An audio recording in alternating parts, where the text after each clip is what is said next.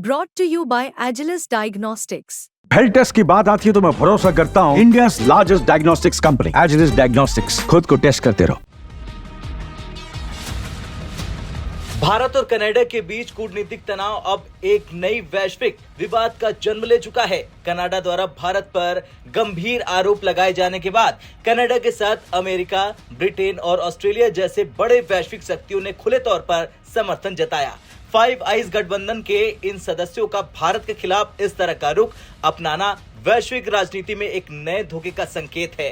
Canada के प्रधानमंत्री Justin Trudeau ने हाल ही में भारतीय अधिकारियों पर गंभीर आरोप लगाए थे कि वे कनाडा में हुई हिंसा और हत्या की घटनाओं से जुड़े हो सकते हैं। इस विवाद के बीच अमेरिकी विदेश विभाग के प्रवक्ता मैथ्यू मिलर ने स्पष्ट रूप से कह दिया कि अमेरिका चाहता है कि भारत कनाडाई जांच में सहयोग करे। हालांकि भारत ने इस सहयोग से इनकार कर दिया है। अमेरिका ने न केवल इन आरोपों को गंभीर माना बल्कि उसने भारत से यह भी कह दिया कि वो इन पर गहराई से ध्यान दे और सहयोग करे। अमेरिकी न्याय विभाग भी एक अन्य साजिश की जांच कर रहा जिसमें गुरपतवंत सिंह पन्नू की हत्या की कोशिश की गई थी। पन्नू एक भारतीय आतंकवादी है और अमेरिका में उसके खिलाफ साजिश के आरोप में एक भारतीय नागरिक को हिरासत में लिया गया है। अमेरिका ने इस मामले में भारत से सहयोग किया, लेकिन कनाडा से संबंधित मामले में उसकी स्थिति काफी अलग है।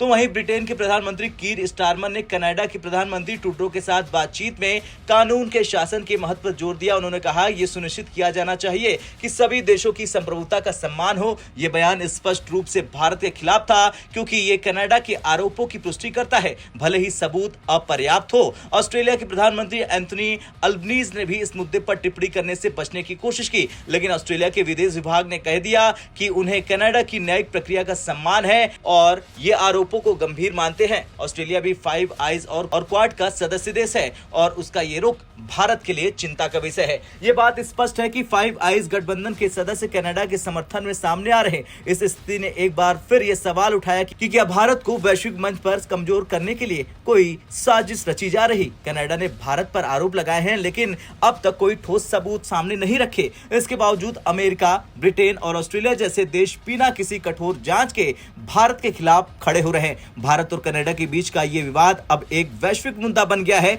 जिसमें फाइव आइज गठबंधन के सदस्य भारत के खिलाफ खड़े हो चुके हैं। ये कूटनीतिक धोखे का एक नया अध्याय हो सकता है, जहां भारत को वैश्विक मंच पर कमजोर करने की कोशिश की जा रही। हालांकि भारत ने अपने रुख को स्पष्ट करते हुए इन आरोपों को खारिज कर दिया और वो इस विवाद का सामना मजबूती से कर रहा। खैर, आने वाले वक्त में ये देखना महत्वपूर्ण होगा कि ये विवाद कैसे आगे बढ़ता है और क्या ये अंतर्राष्ट्रीय राजनीति में भारत की भूमिका को प्रभावित करेगा। आपका क्या कुछ कहना है, कमेंट कर जरूर बताएं। ब्यूरो रिपोर्ट, भारत तक।